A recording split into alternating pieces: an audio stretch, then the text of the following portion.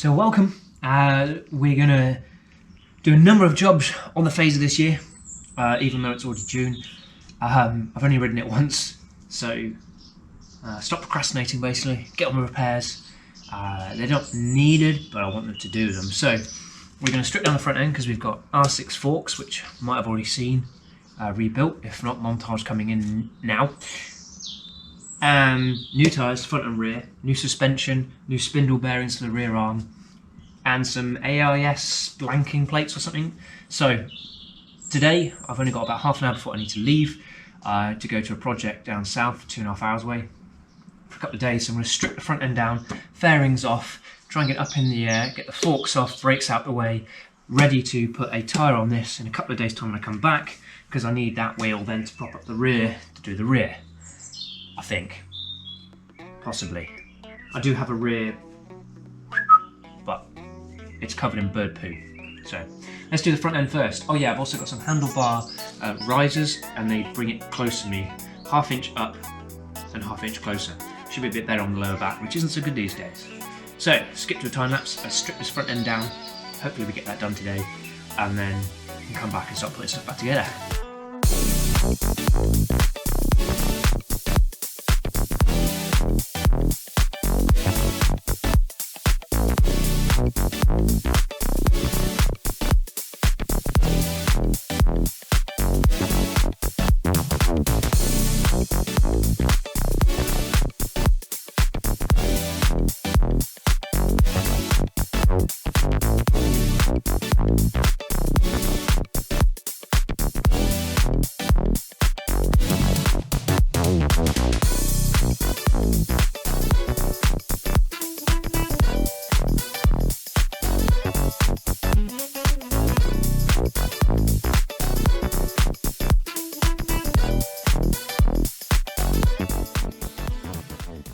So now we've got this wonderful mess. It's amazing how sleek a Japanese bike can look, and then, oh my goodness, plus there's all these additional accessories that are not working, so that's fine. 2 coils that sit there, both coils weighted spark, so they run 2 at a time. But what we're getting rid of is this stuff, this system here. It can cause some issues, but I'm trying to resolve this weird throttle issue, which I've spent a huge amount of time, over a year, power commanders, exhaust systems, all sorts of, so many things that I've tried. Let's not go down there. That's another video series that you can catch up with. Hopefully I'll actually do the edit of that video soon, which hopefully you will have seen by now. If you haven't, pop the link. It's up there. So we're going to get to the point where we strip down and then we'll finish. So work out how this holds on. There's 2 bolts on the top of each there. This pipe connects to the airbox, and it kind of goes into the airbox, but it only works at certain times, and I'm wondering if it's that delay. Don't know, but I'm going to try it. Can it hurt? No idea. Will it hurt? Who knows? Will I be doing it anyway? Oh yes. So with half the bike removed, it's as simple as removing the system, which looks a bit like this. And these are little baffles inside, which were full of grot. Can't be bothered to clean them and replace them because we won't be using the baffles. But the little plate in here stays in because that has the rubber seal around it. There's a little cutout machined for those little pegs. So that'll just sit there. Original hardware, nothing wrong with that. So we're going to throw that original hardware back in. And then it's not exactly holding very much, so we won't be doing it up very tight. We'll probably just use a stubby ratchet. Can't find a torque spec for these, but they're not big bolts, nothing major, but it'll then look like that. That's a bit neater. Then we just need to put a blank on the airbox, which unfortunately they don't come with. That would be a really sweet little thing to come with, wouldn't it? Little blank on the airbox, and we're done, and we can start putting that back together, ready for putting new forks in. Woohoo! So with that all back on now, yes, the wiring needs a little bit of attention. There's nothing necessarily wrong with it, it's just a bit overcomplicated. Different little inline fuses and stuff. I'm sure I could make that simpler. I now have some space down the front there, which you can't really see where that system was, so I might do like a little fuse bar block something. I don't know. I'll probably forget about it, is the honest answer to that. Do need to fix this. We can get new replacement ones without the ECU on the side basically is busted, but the cameras are still there, so we'll do that in the future, and I'm going to make sure these breathers are done. However, as you can now see, I have no wheels on my wagon at all. Wonderful. New tyres, S23 Battlax. I've never run Battlax. I've heard amazing things about the S23. I'm only going to do a couple of trips this year, short ones, but next year, because I've run out of time this year already, it's only June, I want to like to book some amateur track days. So hopefully these multi-compound S23s might do me. Now, not wear down in the middle all the time, as we're just tootling around with my mates, as we're just going around the country, and then when I get to track day, they should do the job. So, what was I coming to? I need to build the front end today, so that I can get the rear arm off, do the bearings, and put that all back together, and the new shock and spring, obviously. So, here's the R6 forks tubes, which I think you've seen previously me rebuild. As you can see, they almost look identical. You can notice immediately that the fairing clamp things are in slightly different places, so we have some brackets that we've made up for that. If you Google R6 conversion front end, you'll find all the drawings for all the parts you need, including some new they called like spacers essentially for the wheel. So we'll show you that in a little bit once I put it back together. It fits with time lapse, and hopefully I can throw this together within the hour before dinner time. Woohoo!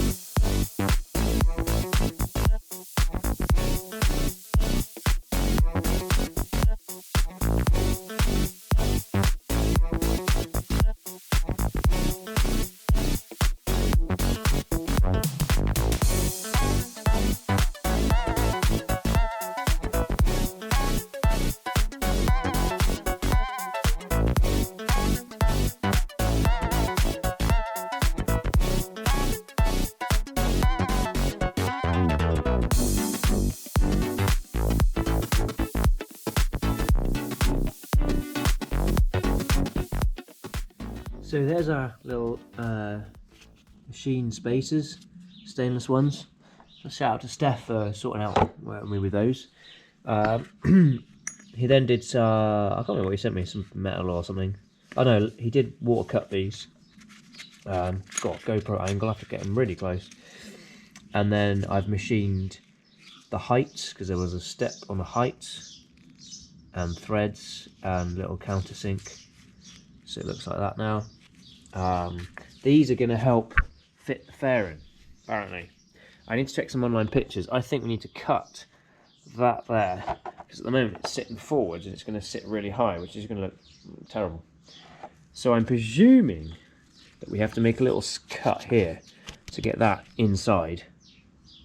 I'm just spitballing here, but I'm going to have to guess that that is how it's going to work.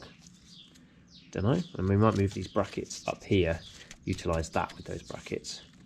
We were bolting onto those, but we'll just bring it up here, I expect. However, we are a bit stuck because the R6 shaft did come with these, but they didn't send us the nut, or the bolt nut sort of thing that goes on there. So that's kind of done us in a little bit here. I will get rid of that. I don't like that. I'll put piggy sticker there instead. So that's screwed us a little bit, frankly. Bit annoying. I wanted to ride it in 4 days. I'm going to put a shout out, see if someone on a Facebook group, the R6 group has been great for other things, the fork stuff, and see if someone has one and they can send me one ASAP. Maybe we get away with it. In the meantime, I'm going to use the loo, dinner, then come back to see about getting this fitted properly. Sure, I'll come back with a solution for that. We found a sort of arrangement that works with those brackets and trim. I'll show you that. I had to order a new nut on that, or bolt. It's actually a bolt M14 by 1.5. I need it real quick, so I ordered two from two different companies. They do titanium ones. That seems like the only aftermarket ones. So we'll see who delivers quicker and then send the other one back. All the best with that competition. So this side we've got a little grommet there. Grommet. The reason that's there, as you can see on this side, a little hole to do that. I did, as you can see, get the hole a little bit high, but I was guessing. And in there, if you can see, in there is the bracket and a little hole to allow the bracket on the original forks, or the R6 forks, to come forwards to meet up with that, and then it bolts in, and there's a little tiny extra bracket on the back, a little tiny one, which allows that to marry up. Also on the calipers you can see the machine spacers. They're just the right thickness washer, and I've machined them down. They tuck in there. And then there's spacers mentioned earlier, and then we've lifted up our little Chinese brackets up onto this, which was extra on the R6 forks. The Yamaha ones I don't think have it. Nope, they don't. So that's nice, so we've utilised that. And that's lots of extra hardware. So we're putting the titanium bolt on it to make up for the extra hardware we've used to make it light on the front end. Cool. So that's the front end together until we get that bolt, and then we torque everything up, and we'll give everything a bounce and then torque up these ones at the top as well. So next is to strip the rear end. Strip the rear end. Strip the rear. Oh dear, I'm going to be stripping that rear end. I think it entails exhaust off to start with, which is a pain. Exhaust off, cubby hole out, guard off, brakes out the way, then undo the shock and the spring, or the damper and the spring, then undo that big boy, and then the arm will come off. So simple, really.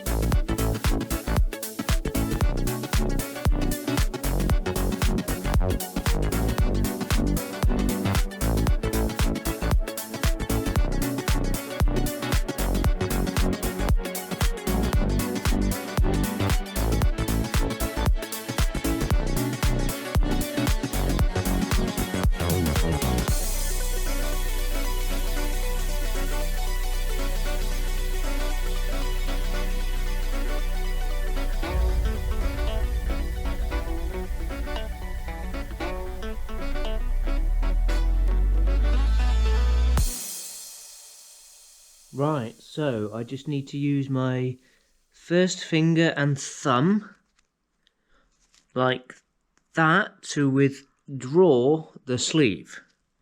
Withdraw the sleeve, okay.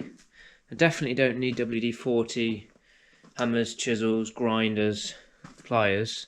Nope, I just first finger, thumb, and oh yeah, that was really easy.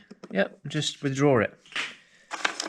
Just ignore that bit. No, sorry. Yeah, just first finger and thumb. That's all you need to withdraw that. You don't need to struggle for an hour cutting the old one off, never to be used again, and all those tools. Nope. First finger, thumb. Should have tried that in the first place.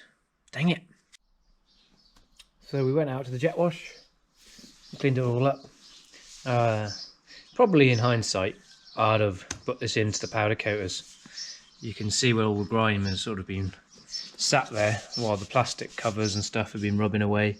Obviously it's never going to really rust because it's aluminium. It's actually quite light, as opposed to, I think the previous ones were steel. So there's our tube with our bearings out.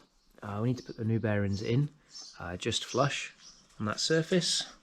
There's our new genuine bearings from Japan, matches numbers matching, and the shaft, we'll leave that in there. I suppose I could have ordered some new seals, but looking carefully at them, they seem in good order, and with a little bit of grease to freshly go on that, they should just do fine keeping moisture out. They have done till now, so there we go. There's the part number. If you're watching this for part numbers, that's the part number for the seals, and you can freeze frame on that part there. Hopefully you can see that. So I'm just going to use a piece of threaded bar. I could go over to my press, but I'm that lazy that I can't be bothered. So we'll just stick threaded bar through that, pull the bearings in nice and easy. You don't want to smack them in, obviously, and they need to be in that way. So there's like a face to them. You see that? That way. So let's do that. There we go. Very nice. Nice new bearings in there. That's a lot easier than 306 axle bearings, I tell you. I ended up just using the little press, faffing around with threads and stuff. Just opened up our new shaft. Look at that, absolutely mint condition, as it is, brand new from Japan. That's great. Overnight, not. And then our seals to go on. So we're going to get the new, let's get the new bit of kit out, shall we? This is what everything's been leading up to. The purchase of this led up to everything else that you might have seen already in this video, which is OHLINS. OHLINS. Probably need to read that to know what memo notes, what I should be loading it out and stuff, but there she is. That is very, very pretty. Very, very pretty. Oh. Oh, suits you, sir. Oh, suits you, sir. Okay, so we've got another insert. We need to check how this fits, and then we're going to put that bad boy together. My major concern at this immediate moment is that that sleeve won't fit in there. Okay.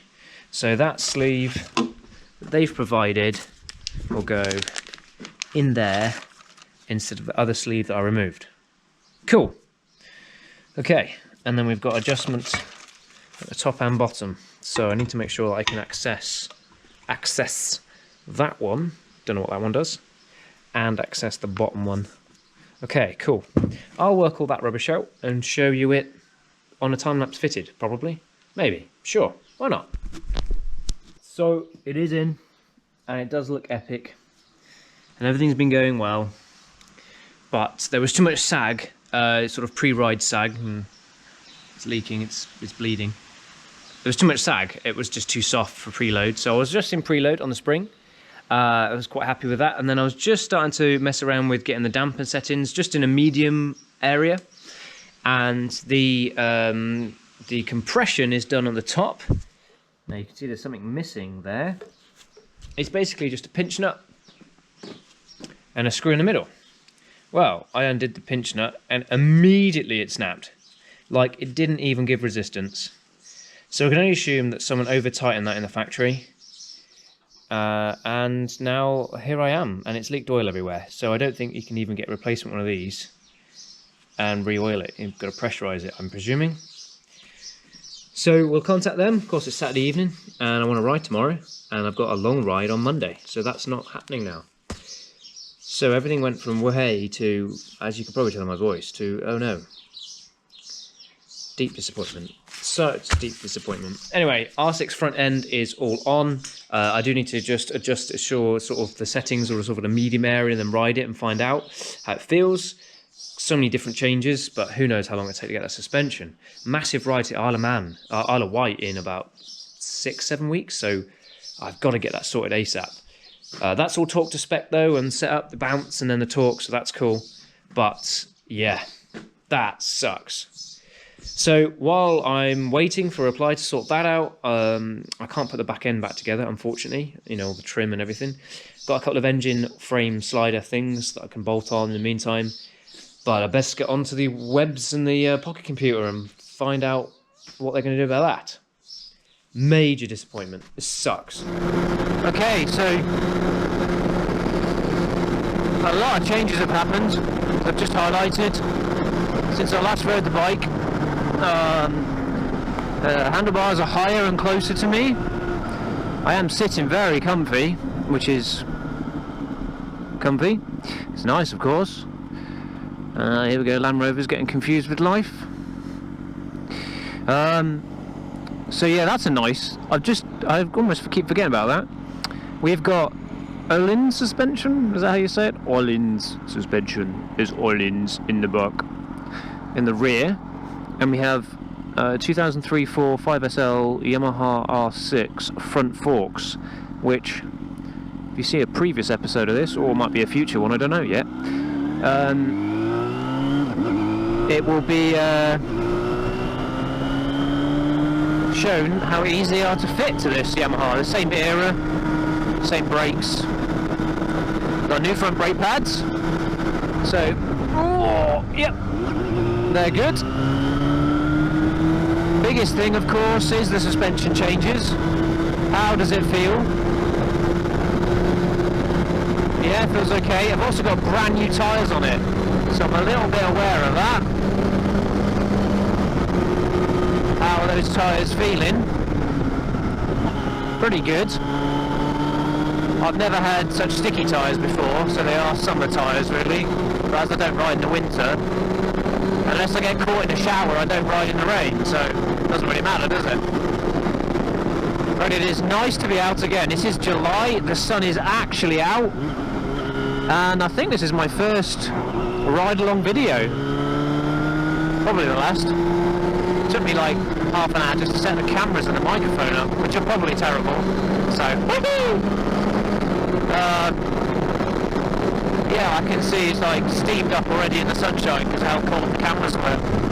Anywho, you probably can't hear me very well either. Let's look on the positive. Bike feels great. I've committed to the bike, hence the suspension upgrades. We blocked off the AIS system. Someone suggested that might help with the throttle response. So the biggest issue with this bike is the throttle response on these is renowned. Now initially, as I got a little bit better at riding, I thought to myself, maybe it is my control of the bike.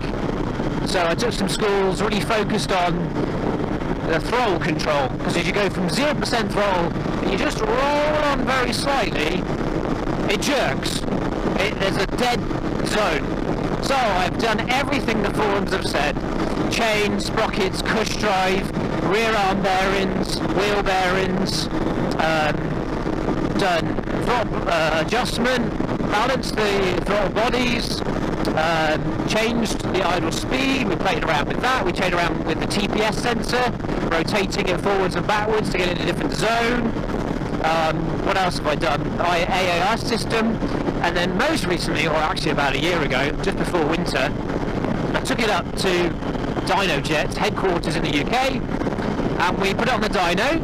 A link to the video will be somewhere, or just look at my channel, and put it on the dyno to see if they could map it out. Now, with the modifications I've done previously, airbox mod, filter and exhaust, yeah, it was out of range, like, wasn't very good. It was running way too rich.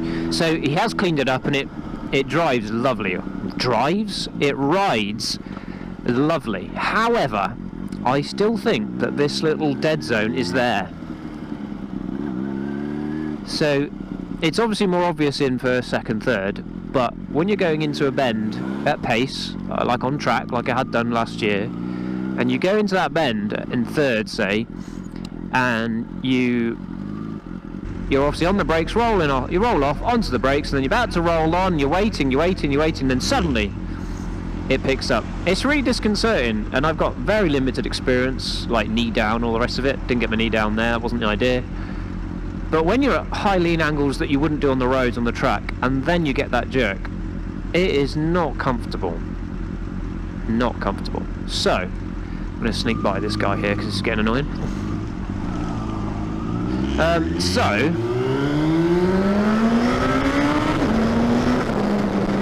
we're in third, and sort of mid-range RPM. Now, for some reason, my speedo is not working currently. That's a bit random. But mid RPM, and then we roll on, and then roll. See, there it is. It's still there. Rolling off, roll onto the throttle, and there's a lot of movement. Hopefully I can show it in the other camera angle. There it is again, see? So you can see how gently I'm rolling on the throttle, and then when it comes in. And that, it's just annoying. It's early Yamaha, you know, injection. You don't get it with carburetors. And in later bikes, other people complain about it, and there's ways around it. So that's annoying. And basically, there is one more solution for it that I found on a forum. So the next video after this, we've bought a couple of plugs and some wires. We're going to have a go at a little modification on the map sensor. It's kind of a bodge, but I'm going to try and do it as best I can.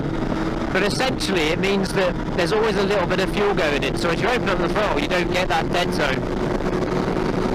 It's a bit weird that I haven't got a speedo. Then I haven't. touched any of that wiring. So I've got no idea how fast I'm going. Well, I got some concept, you know. But let's just see how it rides. Nice new tyres.